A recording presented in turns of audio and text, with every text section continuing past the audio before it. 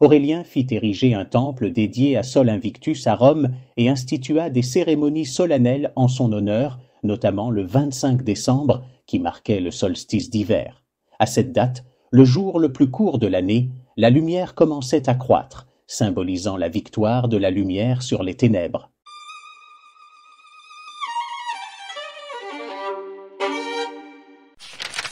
Réflexion informative sur la période de Noël. Ce texte est purement informatif et explore les aspects culturels et historiques autour de la naissance de Jésus. Nous considérons que Noël est une belle occasion de réunir les familles et nous nous réjouissons de cette fête tant qu'elle repose sur l'amour, la joie et le partage. Jésus est-il né le 25 décembre ? Jusqu'au milieu du IIIe siècle après Jésus-Christ, les pères de l'Église n'étaient pas parvenus à s'accorder sur une date précise pour la naissance de Jésus, que ce soit le mois ou le jour. Ainsi, les premiers chrétiens la célébraient soit le 20 avril, soit le 20 mai, soit le 6 janvier, date marquant le début de la crue annuelle du Nil en Égypte et utilisée également pour célébrer la naissance du dieu Osiris. Ce débat est resté ouvert jusqu'à ce que le pape Libère décrète en l'an 354 que Jésus-Christ était né le 25 décembre. Cependant, cette date contredit le récit de la naissance tel qu'il est présenté dans l'évangile de Luc. Celui-ci rapporte que des bergers étaient dans les champs, veillant sur leurs troupeaux, lorsque l'ange du Seigneur leur est apparu pour leur annoncer « Aujourd'hui, dans la ville de David, il vous est né un sauveur, qui est le Christ. » Luc 2, 8, 11. Or, il est bien connu que le mois de décembre n'est pas propice pour que les bergers gardent leurs troupeaux à l'extérieur, car les plaines sont alors dépourvues de pâturage.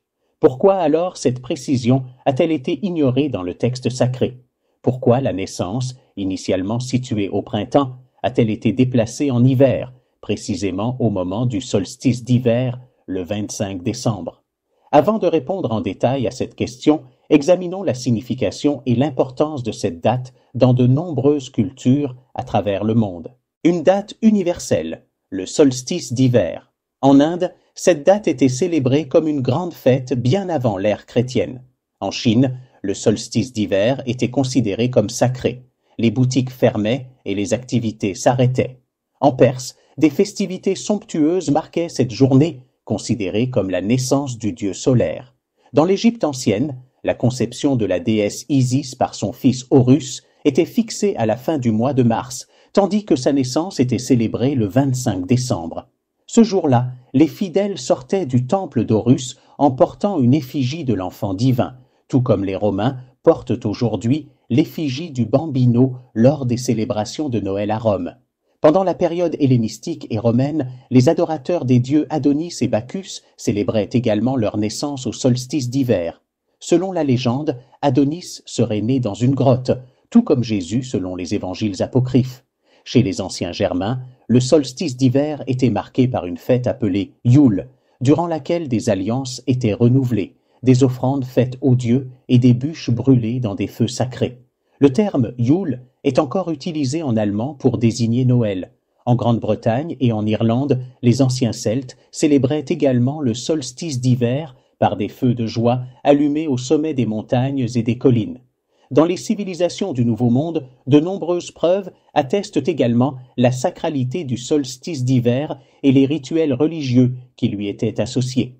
Pourquoi l'Église a choisi cette date ? Pour comprendre les influences culturelles directes qui ont poussé l'Église à choisir le solstice d'hiver comme date de naissance de Jésus, il est nécessaire de réduire l'étendue de l'arrière-plan culturel pertinent à ce sujet, tant sur le plan temporel que géographique.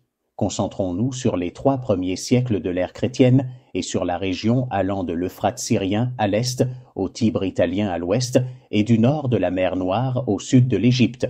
C'est dans cet espace-temps que sont nées les conceptions philosophiques et religieuses ayant influencé ce choix. Le dieu solaire de Homs. L'introduction des dieux orientaux à Rome débuta après l'invasion de la Syrie par le général romain Pompée en 66 avant Jésus-Christ. Toutefois, la nature conservatrice de la culture romaine n'accepta ces cultes étrangers qu'après les avoir adaptés aux particularités des traditions romaines. En 193 après Jésus-Christ, à la suite de l'assassinat de l'empereur Commode, le général romain Septime Sévère, d'origine phénicienne et africaine, devint empereur de Rome. Il introduisit dans la capitale la religion de sa femme, Julia Domna, fille du grand prêtre du dieu solaire de Homs. Cette religion solaire, d'origine syrienne, était centrée sur le culte d'Elagabal, le dieu du mont, représenté par une pierre noire sacrée.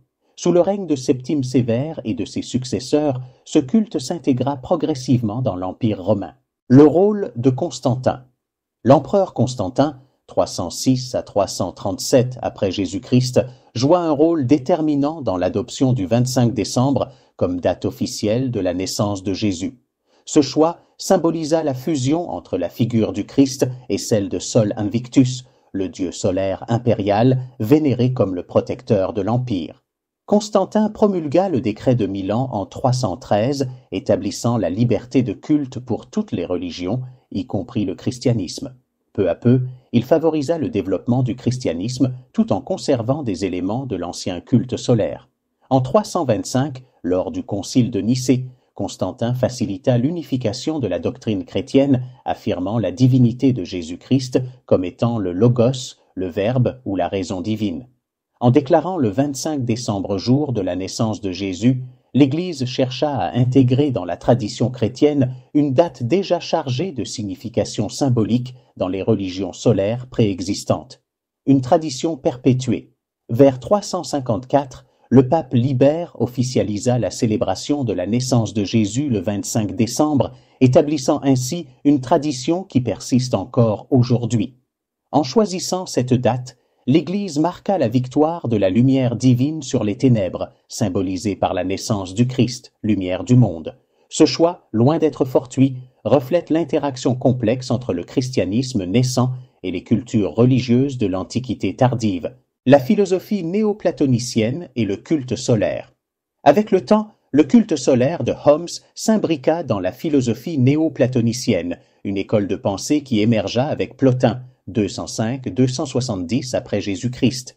Cette philosophie posait un principe un, source de tout, d'où émanaient le monde spirituel et le monde matériel. Dans cette pensée, le soleil était perçu comme une manifestation visible du divin, reliant le monde céleste au monde terrestre.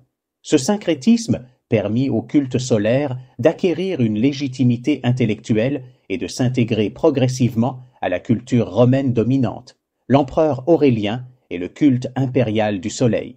Sous le règne de l'empereur Aurélien, 270 à 275 après J.C., le culte du soleil atteignit son apogée dans l'Empire romain.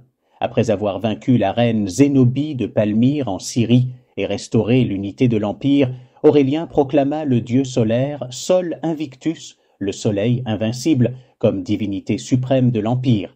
Aurélien fit ériger un temple dédié à Sol Invictus à Rome et institua des cérémonies solennelles en son honneur, notamment le 25 décembre, qui marquait le solstice d'hiver. À cette date, le jour le plus court de l'année, la lumière commençait à croître, symbolisant la victoire de la lumière sur les ténèbres. La fusion avec le christianisme. Alors que le culte solaire se répandait à travers l'Empire, le christianisme, qui était en pleine expansion, chercha à s'intégrer à ce paysage religieux. L'idée de Jésus-Christ comme « lumière du monde », Jean 8,12, trouva un écho dans la symbolique solaire. Sous le règne de Constantin, 306 à 337 après Jésus-Christ, cette convergence s'accentua.